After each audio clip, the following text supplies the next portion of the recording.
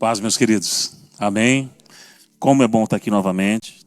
Aqueles que eu não consegui dar um oi ontem, né, faz um ciclo de pequeno, curtíssimo, de 7 meses que nós tivemos aqui da última vez, naquele lindo seminário de finanças, onde muita coisa foi descortinada na vida de muita gente. E hoje voltamos, né, junto com o apóstolo Casas, também nosso paizão espiritual, o pastor Cris, que é, né, o líder de toda a teologia e ensino lá da nossa igreja, e é uma alegria estar aqui. Manda um abraço da minha esposa, a apóstola Carol. Nós estamos no meio de uma conferência lá em Brusque de mulheres anual, então aquela coisa, são dias assim que é uma correria sem fim, tanto que eu não consegui nem falar com ela direito. Mas ela está lá dando suporte para todas as igrejas, pessoas que vêm de fora da cidade, enfim, algumas fora do país.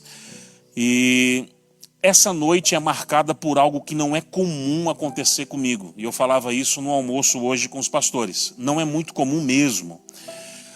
Eu me converti em 1996 e em 98 eu comecei no ministério ali, né? E dia 14 de julho agora, justamente no dia da nossa formatura, da nossa primeira turma de teologia, né? Pastor Cris lá, eu completo 25 anos de ministério. E nós, o apóstolo Casas também assim, às vezes chegamos a pregar 14 vezes na semana, considerando os cultos, às vezes dentro de empresa, pequenos grupos ao longo do dia, à noite, 12 vezes, 10. A semana que menos ministra é 8 vezes, mas sim, tranquilo. A gente tem 2 preocupações. Primeiro, não tornar esse local aqui comum, né? Abrir aqui um aplicativo Unidunité, a mensagem é essa, Salame Mingue, e vamos para lá, para cima. A gente entende a preocupação de discernir cada ambiente, porque você é único, eu sou único, esse momento é único. Eu não conheço a sua real demanda que está dentro do seu coração, mas Deus conhece. Então a primeira preocupação é essa. E a segunda questão é que geralmente é no dia que Deus dá. A gente vai para o devocional de manhã e ali ele mostra o mapa do dia, faz alguns apontamentos. Olha, filho, agora à noite, em tal lugar, cidade, você faz isso. À tarde vem uma palavra. Às vezes não é na hora mesmo, no louvor ali. Agora, essa noite, por algo incomum, Deus me deu há 4 meses antes. Não é normal, não é comum Deus me dá uma palavra com tanta antecedência. E ainda quando eu cheguei aqui esses dias, Deus, então é isso mesmo. E aí a gente vai fazendo a leitura dos sinais, de tudo aquilo que está ocorrendo desde o pé colocado nesse lugar. E nós vamos percebendo realmente uma construção, desde a quinta-feira, os tempos de mesa, o ir e o vir. Ontem, hoje à tarde, realmente não tem como. Eu só fui terminar de entender o porquê dessa palavra agora aqui, terminando o louvor. Aí fechou, né? O tema de hoje é o penhor da herança. E se você puder abrir comigo, primeiro não, né? Vamos começar com Efésios. Carta de Paulo aos Efésios, capítulo 1, versículo 13. Talvez você nunca ouviu uma pregação sobre penhor da forma que você vai ouvir hoje. Eu vou tentar ser até não tão técnico assim, porque eu quero abrir o seu entendimento sobre penhor e herança de uma forma bem diferente. Será necessário, e como eu falei, agora eu entendi com clareza o porquê dessa palavra hoje e a relação dela com o nascimento de um ciclo, ou seja, né, como está sendo celebrado aqui, né, esses 9 anos. Efésios capítulo 1, versículo 13, pode ser na RC. E depois eu falo rapidinho dos livros aqui, mas vamos lá. E quem também, vós estáis, depois que ouvistes a palavra da verdade, o evangelho da vossa salvação, e tendo nele também crido, fostes selados com o Espírito Santo da promessa, e versículo 14, a qual é o penhor da nossa herança. Tema dessa noite, extraído, subtraído desse lugar, exatamente desse lugar aqui, a qual é o penhor da nossa herança, para a redenção da possessão de Deus e para louvor da sua glória. Vem comigo nesse tempo aqui, porque eu vou precisar com muita calma para não me atropelar, construir tudo aquilo que eu preciso nessa noite. A respeito de penhor. Eu fui ministrado há 2 anos atrás por essa palavra e eu confesso que eu entrei em choque. O Senhor começou a ministrar algumas coisas e eu pude rever, inclusive, algumas questões na minha é disciplina espiritual diária depois dessa palavra. E eu espero que isso ocorra com você também. Amém? Porque a Ele a honra, a glória, o louvor em todo o tempo. Queridos, eu trouxe alguns livros. Vocês devem ter, a maioria de vocês, a maioria dos meus livros, né? Que eu trouxe, inclusive, recentemente agora. Tem um livro novo da Carol que tem um mistério aí, depois vê. Dos livros que eu trouxe, de 7 títulos, 4 já não tem mais. Na primeira noite já acabou. Então tem que ser meio rápido aqui. O pessoal aqui é ligeiro demais aqui nessa igreja. Amém? Então sobrou só 3 títulos lá. Que é esse aqui que eu lancei não faz nem 7 dias, porque foi domingo passado. Né? Então faz 6 dias. Códigos e Tempos é uma mensagem profética. O que diz esse texto? Lembra o que aconteceu quando Davi foi buscar a arca lá a primeira vez? Ele copia um modelo filisteu. Coloca a arca onde? Bois. A arca vai, trupica. Vamos lembrando aí comigo. A arca daí tomba. O menino bota a mão, o nome dele é? Morre. E Davi vem para casa frustrado, triste, decepcionado ao máximo. E aí depois de um tempo ali meio de deprê dele, ele falou, não, peraí. Eu vou lá buscar de novo, mas agora vai ser diferente. Ele vai buscar códigos. Qual é o modus operandi? Como trazer essa arca? E aí o livro de Crônicas vai trazer, não é um passo, não é 2, não é 3, é uma série de fatores que Davi implementa para trazer a arca, e ele foi muito bem sucedido, que é um modelo para mim e para você em todo tempo de transição. Todo tempo de transição, se você estabelece os códigos que Davi estabeleceu, não tem como não dar certo. É um mapa que o Senhor me deu há algum tempo atrás, por isso o tema do livro é Códigos e Tempos. Para cada tempo específico tem códigos específicos. E Davi, penso eu, né? Já que eu errei, agora eu vou exagerar. Ele exagera até na aplicabilidade dos princípios. Esse é um que só tem esse lá. Esse segundo, eu lancei domingo. Esse eu lancei em janeiro, Meu Doce Jesus. É o único livro evangelístico que eu tenho, que eu lancei dos 26. Porque é os últimos dias de Jesus na terra. Qual foi o prego que ele entrou na cabeça dele? Como é que era esse prego? Como é que era a coroa? Que tipo de instrumento ele apanhou? Qual foi os últimos 7 gritos dele na cruz e como ele exalou doçura em todos eles? Então é um livro que constrange, principalmente a ideia é alguém que não conheça Jesus. Tanto que lá na igreja tem empresários, pessoas que pegam esse livro de caixa para dar e evangelizar familiar, etc. e tal. Por quê? Porque depois que eu narro todo o sofrimento calvário, eu falei, se essa palavra te tocou, faça essa oração agora. Ou seja, a pessoa tem que aceitar Jesus ali. A ideia é essa. Já render-se a Jesus no final da leitura. Então, que tem testemunho já de conversão, irmãos. Glória a Deus por isso. O objetivo era esse mesmo, né? E o último que ainda tem ali é o livro do pastor Cris, né? Que é o nosso... E o dele também sobre cruz, né? Tanto que a imagem é parecida. A razão da nossa esperança, como o Cris é o nosso líder de ensino lá, foi 10 anos compilando esse livro. 10 anos de história da vida dele aqui, compilando sobre a obra, a pessoa de Jesus Cristo. Então, irmãos, são 3 obras, só tem esses 3. O resto já levaram tudo, mas esses 3 que ficaram lá são tremendos, amém? Vamos para lá então para o texto, Efésios 1, do 13 ao 14, que ele é o penhor da nossa herança.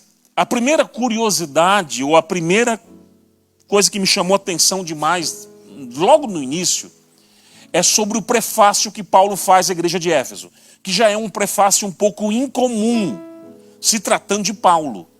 Como assim comum, pastor? É curto.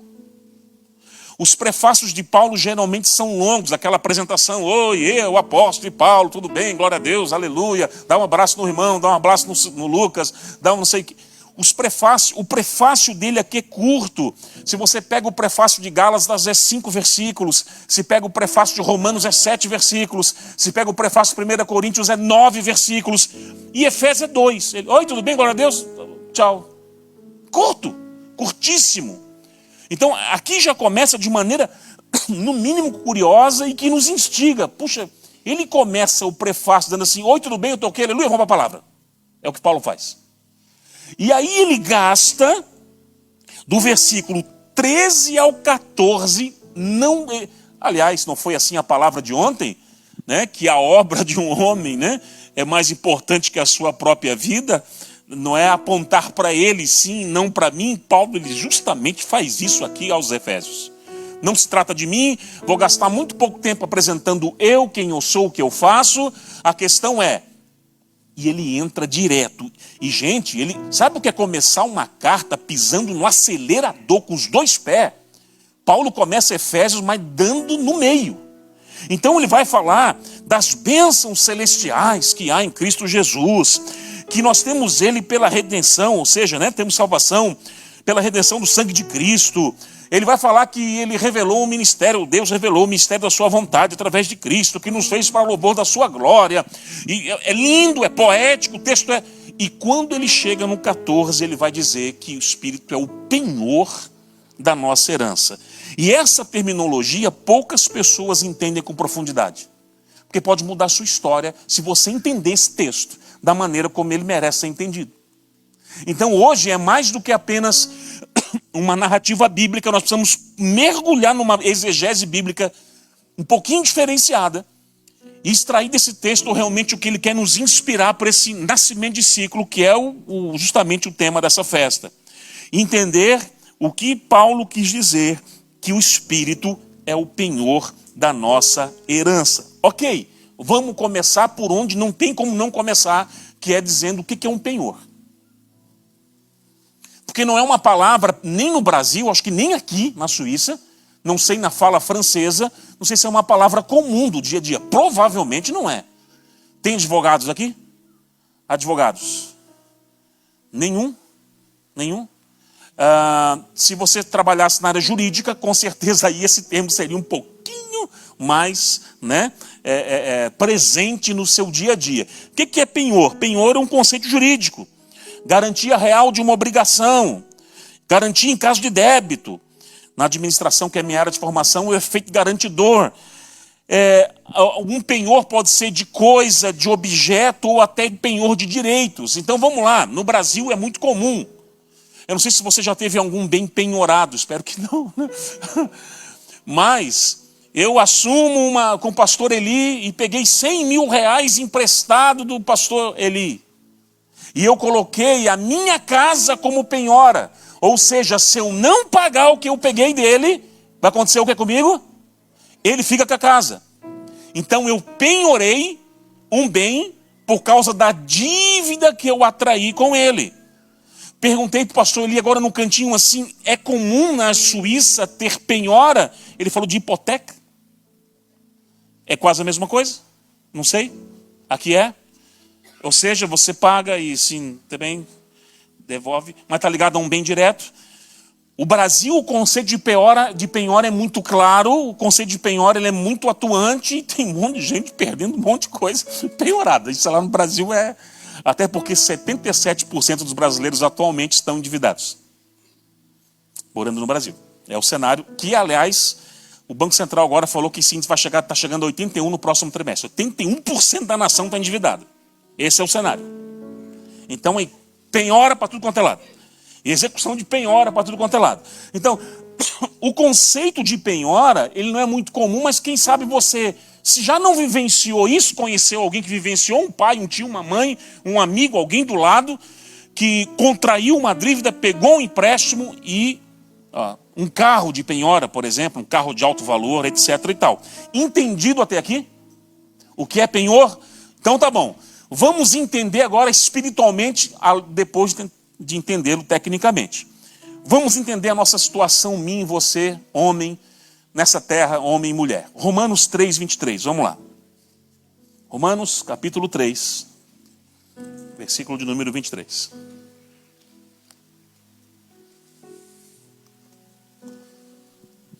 Todos pecaram, todos é todos, né? E destituídos estão da glória de Deus. O nosso cenário é, por causa da nossa natureza adâmica, do que aconteceu no Éden, nós já nascemos em pecado. E nós já nascemos em dívida. Ok? Essa é a questão. Destituídos, em débito, em dívida, por causa da nossa natureza adâmica. Por isso que para quebrar isso, enfim, nós vamos chegar lá, a não ser somente aceitando o sacrifício calvário, o que Jesus fez na cruz por nós. Então, vamos lá, começando pelo nosso cenário. Nosso cenário qual é? Dívida. Nosso cenário é um cenário de dívida.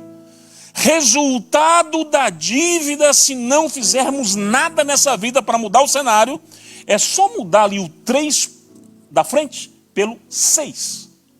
6, 23. Só mudar. 6, 23. O salário, isso aí é a morte. Ponto. Então tá.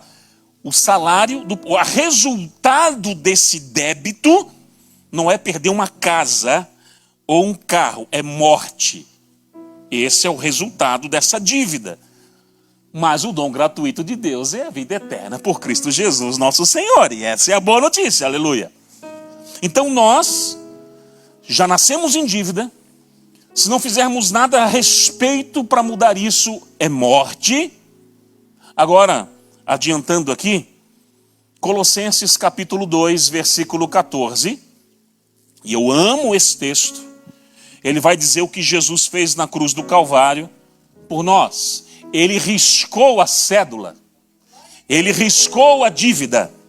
Ele arrancou, nos tirou lá, pronto para ser preso, para acabar com tudo. Enfim, que era contra nós, das suas ordenanças, da qual maneira nos era contrária.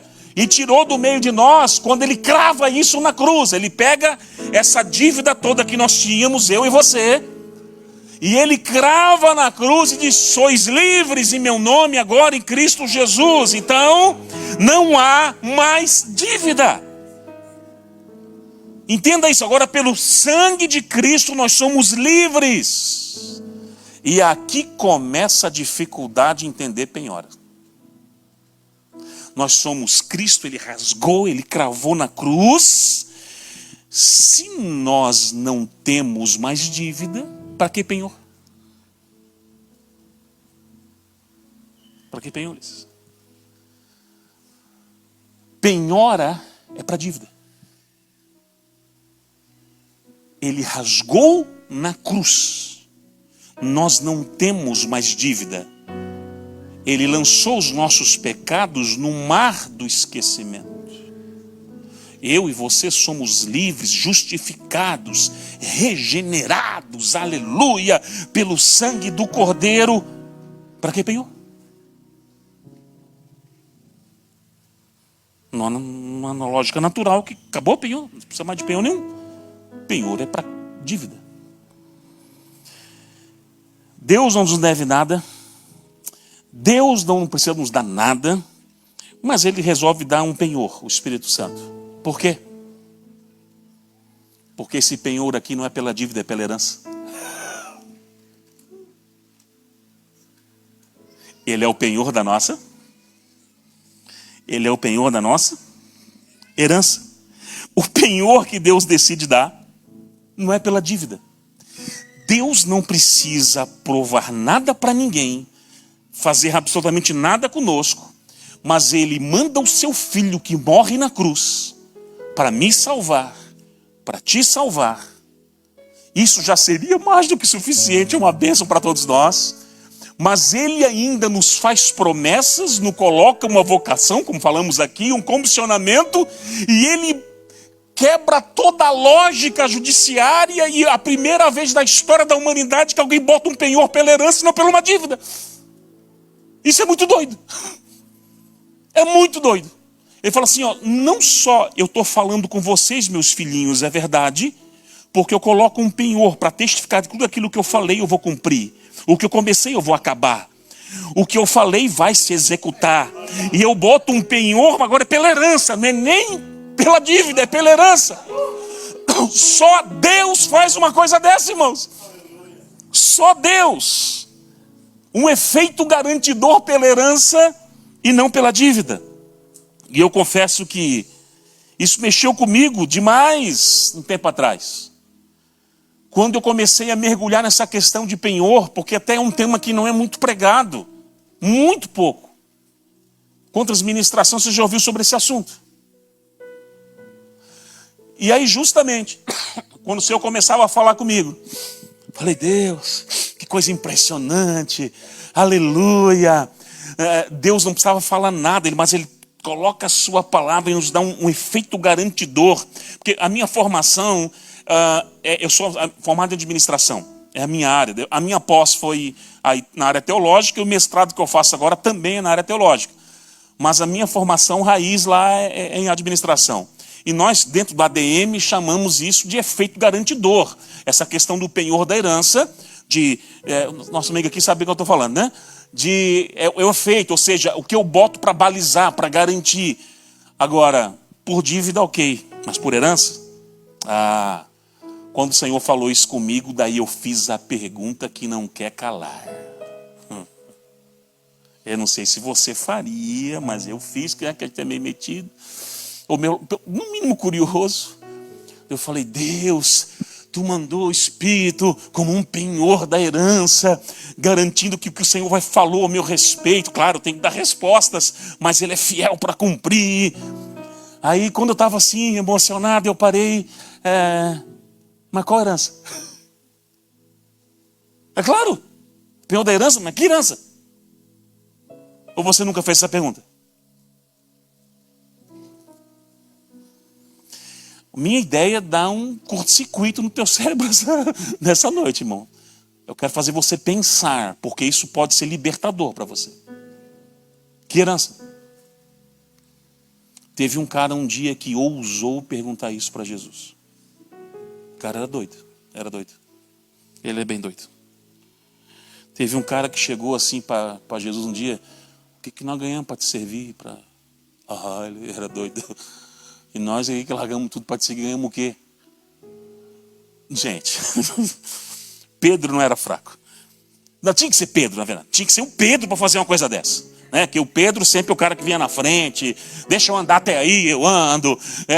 Tá no mundo da transfiguração lá. Vamos construir uma cabana para todo mundo. O Pedrão, sempre acertando, errando, falando besteira. É o Pedro. Aí um dia estão ali todos juntos. E Pedro chega assim, já vou ler para você não pensar que é mentira não, está no texto, tá? E nós que largamos tudo e deixamos tudo para te seguir, nós temos que... Bom, eu imagino os discípulos quando Pedro falou isso, fazendo assim, ó. Se por coisa menor... Jesus já falou para o cara assim, afasta de mim, Satanás. O que Jesus vai fazer para esse cara agora? Sai, demônio! Jesus não fala nada, não condena Pedro, gosta da pergunta e responde com muita clareza. Vai entender. Não, dá para entender, sabe por quê? Porque todo soldado e filho do reino precisa conhecer seus direitos e deveres. Jesus falou boa, é boa. É boa. Você precisa conhecer seus direitos e deveres. Não é só os deveres, os direitos também, direitos como filho. Não falo de uma teologia triunfalista, de posse, de barganha, não, mas direitos como filho, você é filho. Tem coisas que você ora que você nem precisava estar mais orando, já é sua. É a síndrome do irmão mais velho do filho pródigo. Pai, tu nunca me deste um cabrito ali pequeno para poder me alegrar com os meus amigos. E o pai fala, meu Deus, cabeção, tudo que é meu é teu. Como é que você pede um negócio desse que você podia pegar a hora que você quisesse? Mas a falta de entendimento fazia ele não desfrutar. Por isso que o seu maior patrimônio nesses dias é entender. O seu maior patrimônio nesses dias é entender. Você só desfruta do que entende. Aí Pedro faz essa pergunta maravilhosa. E eu quero ler com você. E que herança? Jesus vai responder, a resposta é Marcos 10, 28, a resposta de Jesus para Pedro é fantástica. Nos posiciona em muitas coisas. Nos posiciona em muita coisa. Marcos capítulo 10, versículo 28.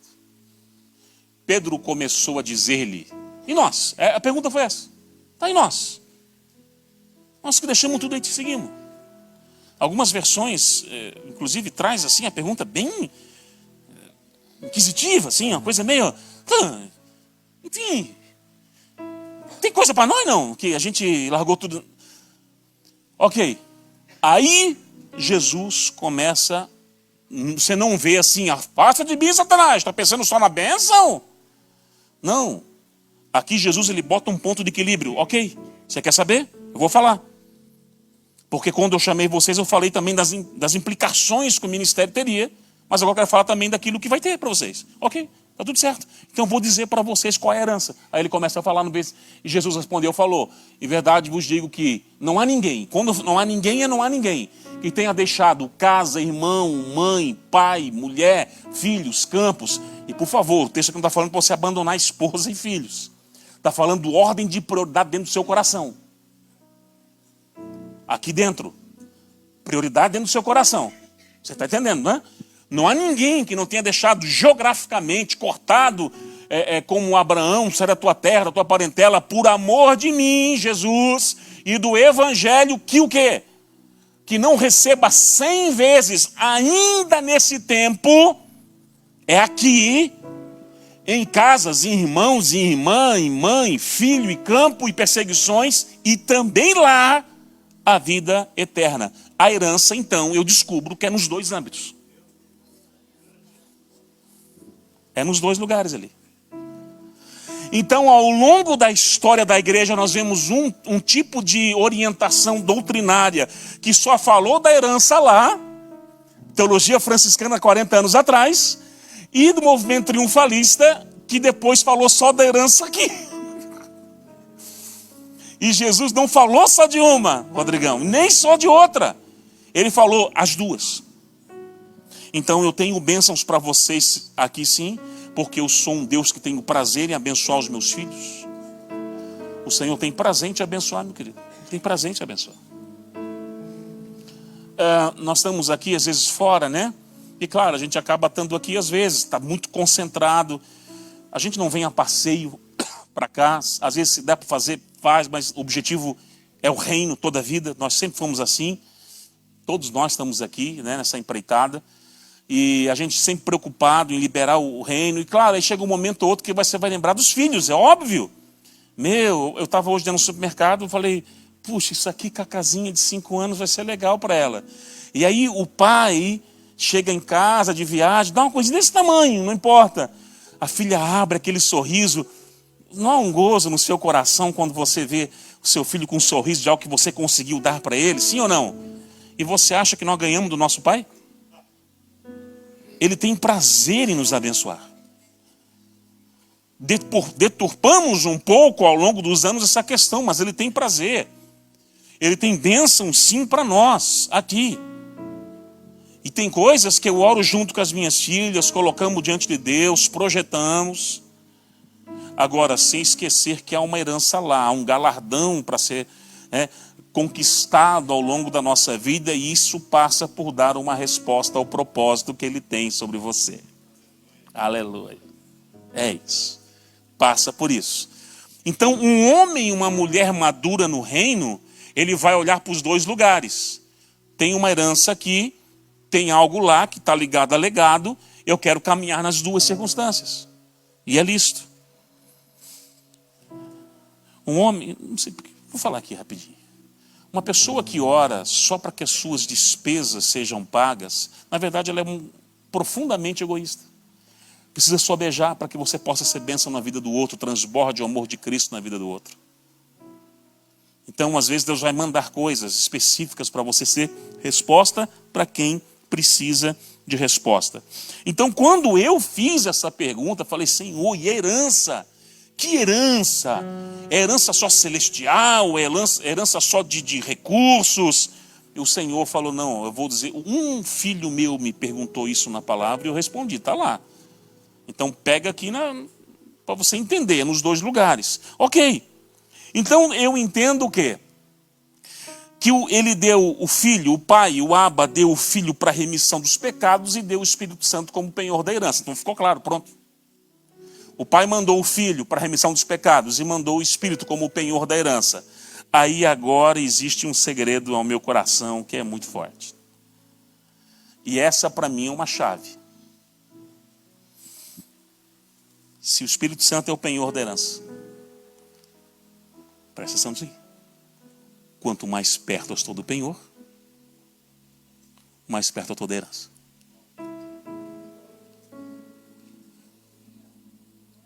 Vou repetir. O segredo nesse caminho todo, então, se ele é um penhor da herança, quanto mais perto eu estou do penhor, mais perto eu estou da herança. Tem gente pegando aí já no espírito. Tem gente que já entendeu. Quanto mais perto eu estou do penhor, mais perto eu estou da herança. E é interessante que aí, irmão, o segredo vai acabar lá, tudo mesmo ali. A relação com o Espírito Santo potencializa o nível de herança que você vai acessar.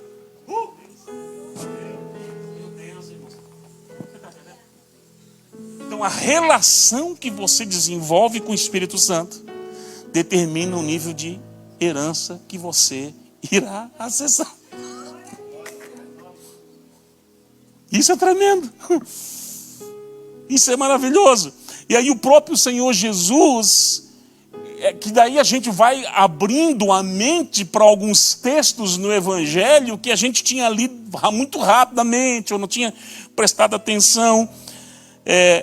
João 14,16, vamos lá rapidamente, João 14,16.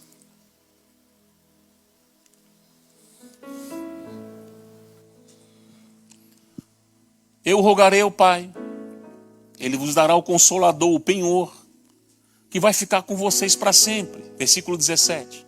Ele é o Espírito da verdade. O mundo não pode receber, não o vê, nem o conhece, mas vós o conheceis, porque Ele habita convosco e estará em vós. E pula para o 26, por gentileza, para mim. Versículo 26. João 14, 26. E é tão interessante que o próprio Evangelho de João, aquele Consolador, o Espírito Santo, que o Pai enviará em meu nome, então Ele vos ensinará a palavra que é ensinar os caminhos e os trilhos para você chegar lá e vai lembrar de tudo quanto nosso Senhor já anunciou. Então, se aproxima do penhor, potencializa-se a herança. Quem não conhece o penhor, geralmente vive uma vida miserável no que diz o conhecer o propósito e estabelecer uma herança em níveis de conquista. Não tem jeito, não tem jeito. Tem muita gente perecendo porque não entendeu esse princípio. Ele, o Consolador, foi enviado para ensinar, para conduzir, para instruir, para apontar caminhos que muitas vezes você está trilhando de forma completamente equivocada. Tem muita gente perecendo por estar longe do penhor. Resultado, está comprometendo totalmente a sua herança, e de um lado e do outro, não é só isso. Meu Deus.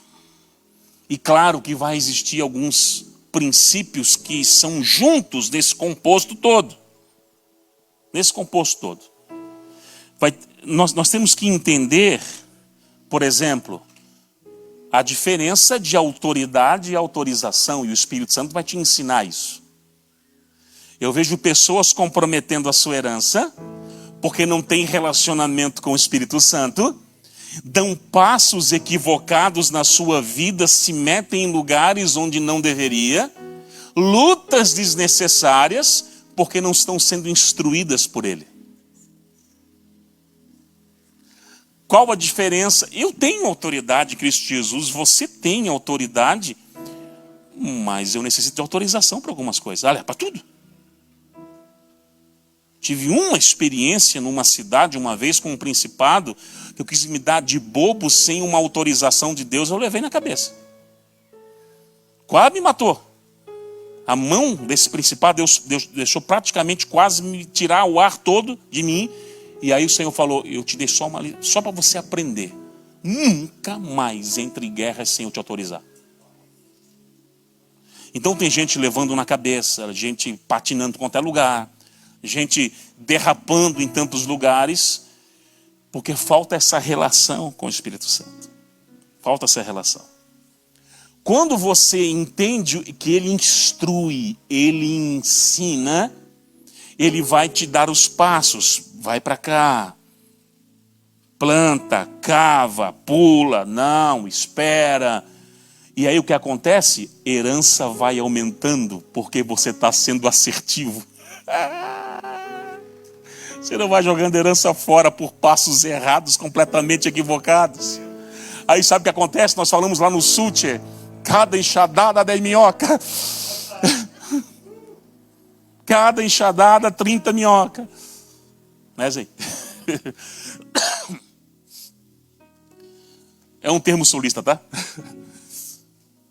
Justamente por isso, você começa a ser muito assertivo, porque você está debaixo de autoridade, está debaixo de autorização, e quanto mais você obedece, mais herança cresce.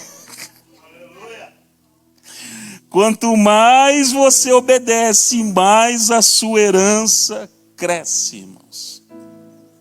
Aí você vai desenvolver uma série de outros fatores que vão contribuir com a sua relação com o penhor. E aí a gente ia longe, porque a relação com o penhor tem tempo de qualidade com ele. A relação do penhor tem obediência. A relação com o penhor tem santidade. Aí existe uma série de fatores que amplificam a tua relação com o penhor. Aí o aniversário da igreja tem que ser 3 semanas, não, mas 10 semanas aqui. Porque só para falar de todos os parâmetros que norteiam a relação com o penhor, mas uma delas que não tem como faltar é níveis de obediência. Toda relação de confiança é baseada em respeito, em lealdade e obediência. Então, quando você é leal com você mesmo, com o Espírito, e começa a obedecer os pequenos pulsos, os pequenos passos, pode ser um pequenino para cá, você vai vendo que... Eu me lembro de um filme que eu assisti com as minhas filhas, e era vários quadrados assim, quadradinhos, e aí ia pisando. Se pisasse errado, caía lá embaixo, morria. Sei lá, eu morria, eu perdia, voltava para o início de novo. Então, as pessoas iam, pum, né? E eu não sei qual é o personagem lá, o que ele fez, não está ligado à pessoa do Espírito Santo, mas ele parece que estava ali no momento de meditação, e eu preciso discernir aqui. E aí alguma coisa dizia para ele, vai para cá. Ele foi o mais devagarzinho de todos. Os outros, pum, pum, e volta, pum, e ele. Aí daqui a pouco aquela voz, frente, não para trás, não, para trás, para frente. E foi, ou seja, quando chegou, é o único que atravessou. E estabeleceu um nível de prêmio, de conquista e de herança que foi acumulada ao findar daquela linha.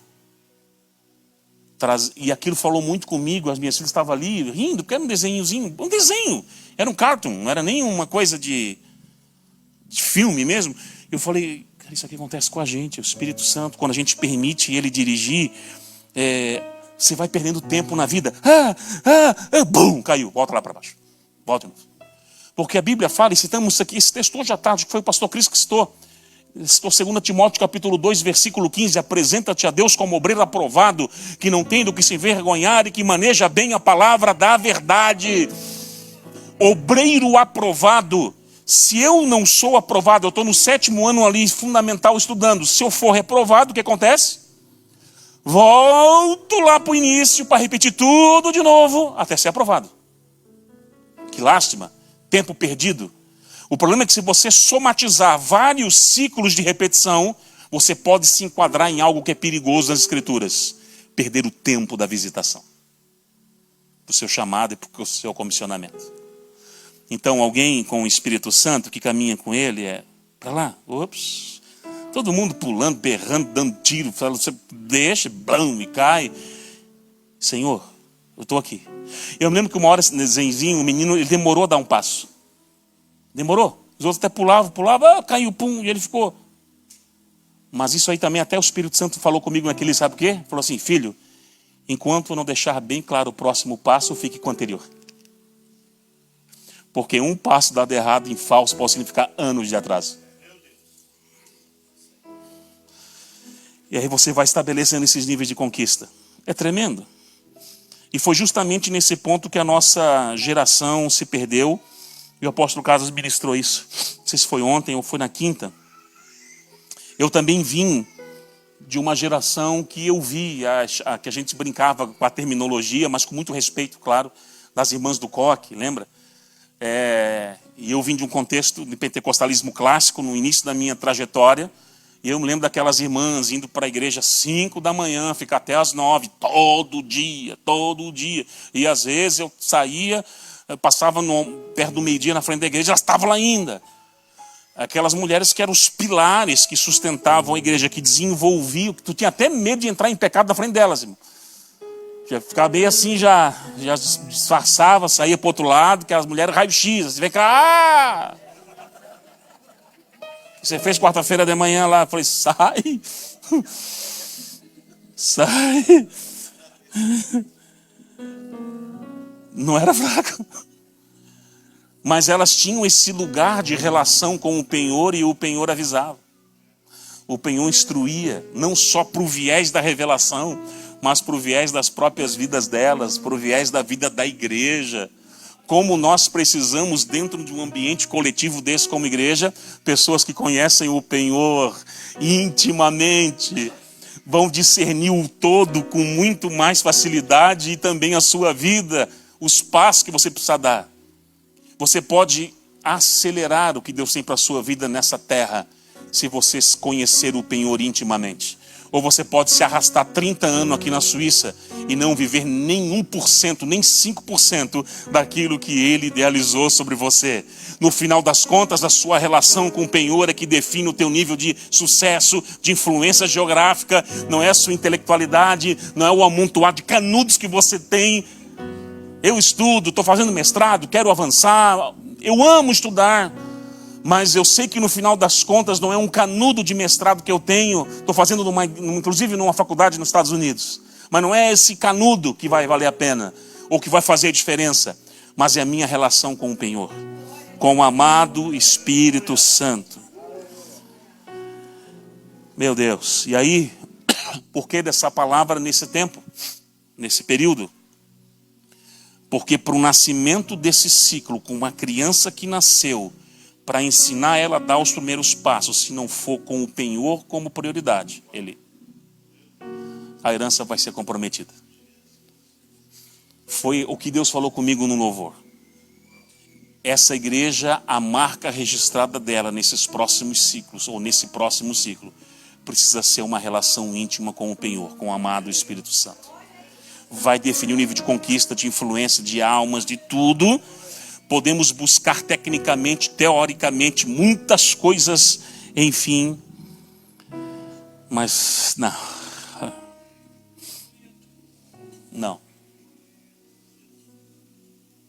E eu sei, a gente às vezes está no ministério, o dia a dia nos consome, o trabalho nos consome, as coisas nos consomem, eu sei disso.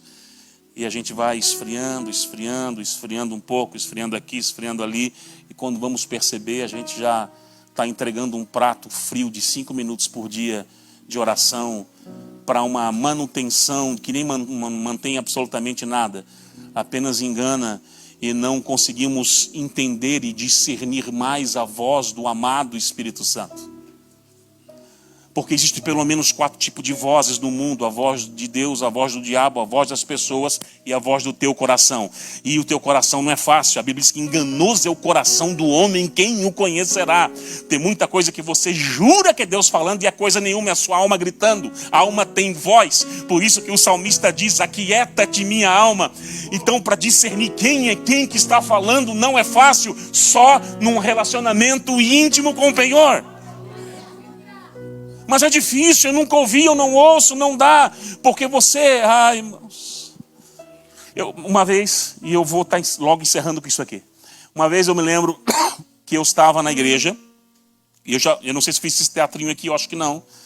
Mas se eu já fiz, eu vou repetir, tem muita gente nova. Eu estava sentado no púlpito, aqui, sentado no púlpito da igreja. E passou um jovem na frente, acho que viu o meu carro, entrou. E ele entrou, e foi chegando, sentou do lado. E aí ele olhou, posso falar, pastor? Eu falei, já está falando. Daí ele usou essa frase, Rodrigo. Deus está de marcação comigo. Eu falei, sério? Mas o que deu? Deus fala com o outro, fala com o outro, fala com o outro, só não fala comigo. Deus está de marcação comigo. Estou começando a duvidar de algumas coisas, daí eu olhei para ele. O que eu vou dizer, cara? Você tenta montar um texto teológico, cara, você tenta montar alguma coisa assim. Se eu abrir a Bíblia aqui e falar isso aqui, mas ele vai entender, será? Aí na hora o Senhor me deu um estralo, eu fiz um teatro. Eu vou pedir pro Zen me ajudar. Zen, você vai ser meu ajuda. Vai lá, Zen, me ajuda. Zen, faz o seguinte para mim. Vai lá no final daquela parede lá, ó. Lá atrás, lá, do fundo mesmo lá. Isso, corre lá, Zen. Como eu peguei o Zen porque ele corre bem, né? Não tá correndo muito, mas corre bem. Aí, pode ficar na parede aí. Tá longe, hein? Foi um pouquinho aí, tá? Não é sacanagem, então fica tranquilo. Eu tava olhando pro menino, eu falei, o que eu falo? O que eu vou falar? E aí me veio essa cena que estou fazendo com o Zen, eu fiz com o menino. Eu falei assim, querido, corre no fundo da igreja. Pastor, tá de brincadeira? Eu falei, não, só corre. Ele correu. Fecha os olhos aí, Zen.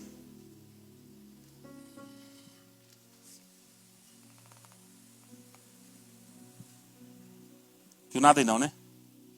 Ô Zen, corre aqui agora, vem cá, vem aqui na frente. Abre os olhos, pode vir.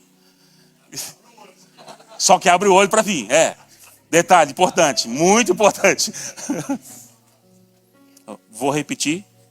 Fica aqui pertinho, vou repetir. No mesmo tom fora.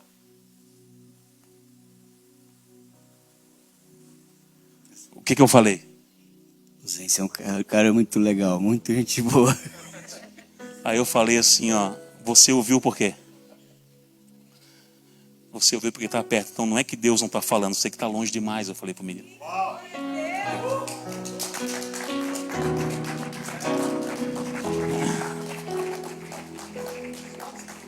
Só assim. Aí ele, ô pastor, não sabe brincar não? Eu falei, não, é que veio para hoje. A que veio para hoje foi essa. Ele está falando o tempo todo. É você que está longe demais. Então eu queria te convidar para ficar de pé nessa noite em nome de Jesus.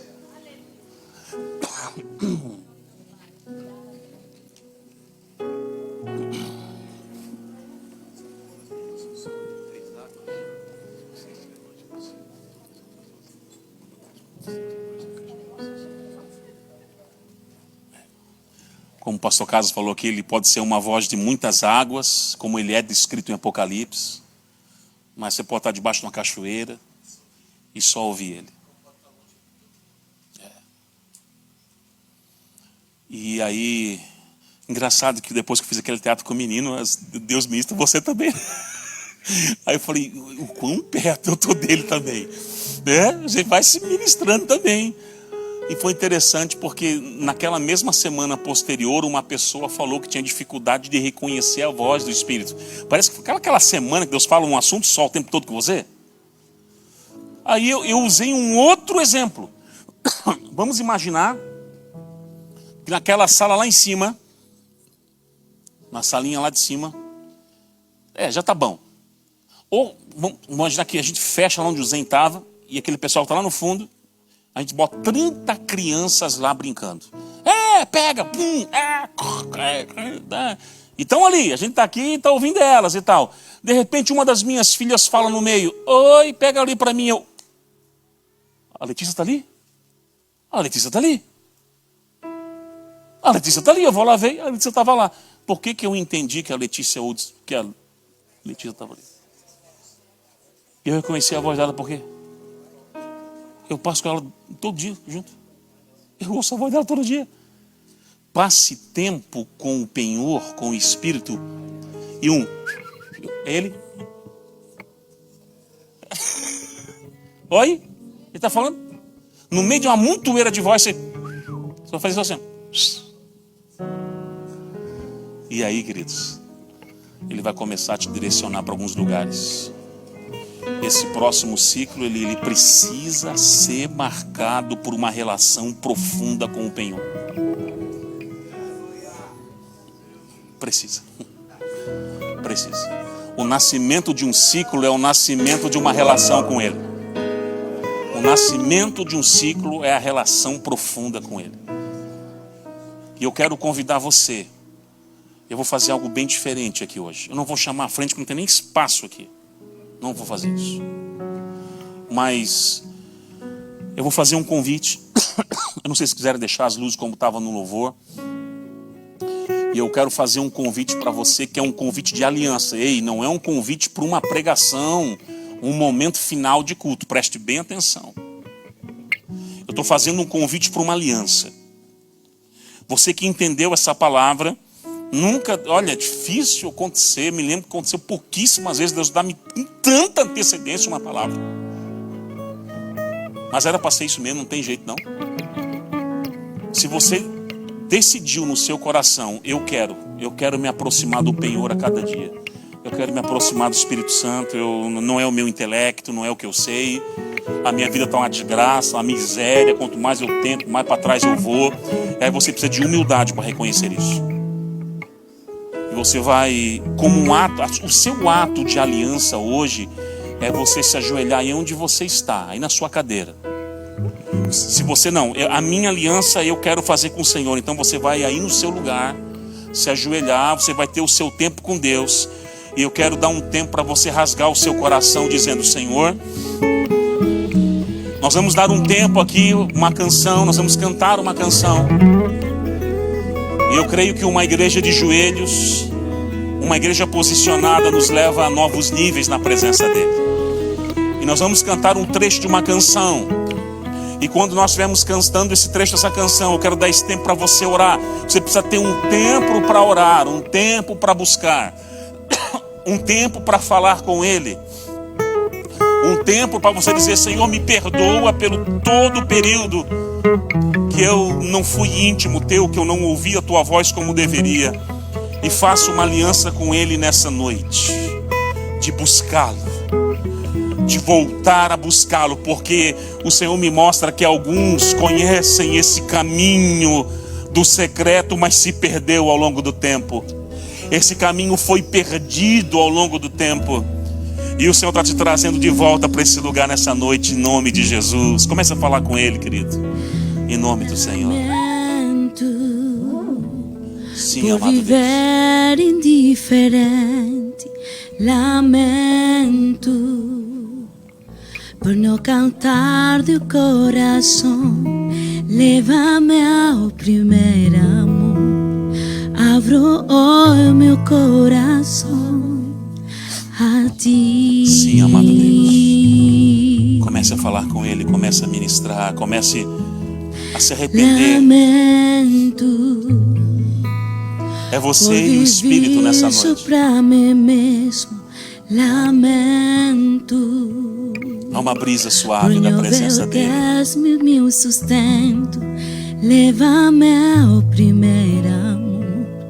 Abro o meu coração a ti. Fale com Ele, fale com Ele, fale com Ele, fale com Ele. Atraia Ele nessa noite. Atraia Ele nessa noite. Atraia a presença dEle nessa noite. Atraia a presenza dele nessa noite. Não vine atrás de venços. Atraia a presença dele nessa noite. Jesus, não deves nada para mim. Faça uma aliança com ele nessa noite. Mais do que tu podes. Faça uma aliança com ele nessa noite. Fazer, só quero a ti. Faça uma aliança com ele nessa noite. Só quero a ti. Só quero a ti. Nada mais, nada mais, nada além de ti.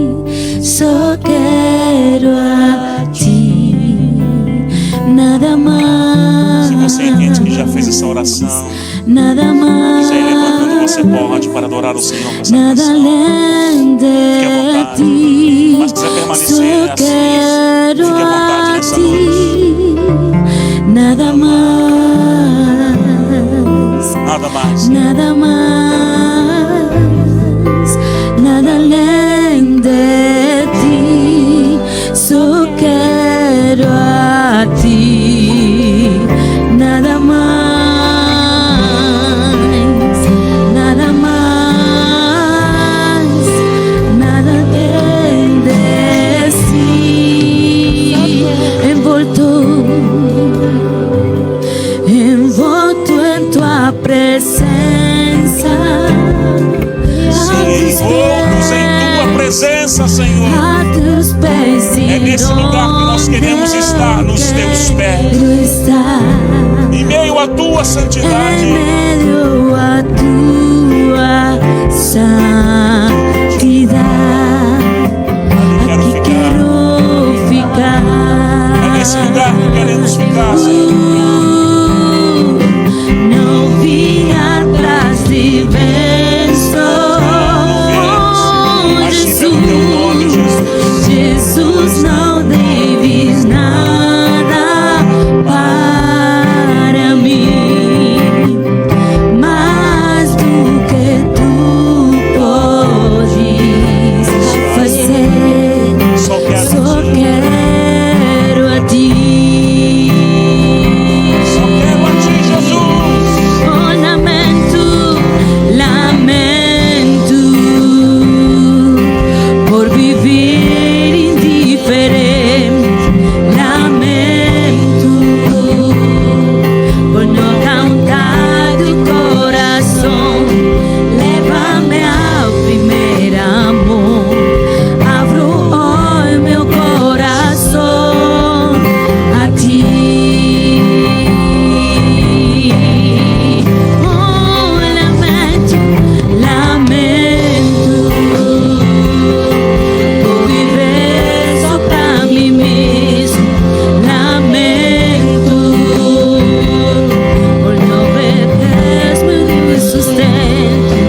Leva-me ao primeiro amor. Abro hoje meu coração a ti. Somente a ti que nós queremos, Não vim atrás de bênçãos. Oh, Jesus, Jesus, não deves nada para mim, mais do que tu podes fazer. Só quero a ti. Só queremos a ti, Senhor. Só queremos a ti. Só quero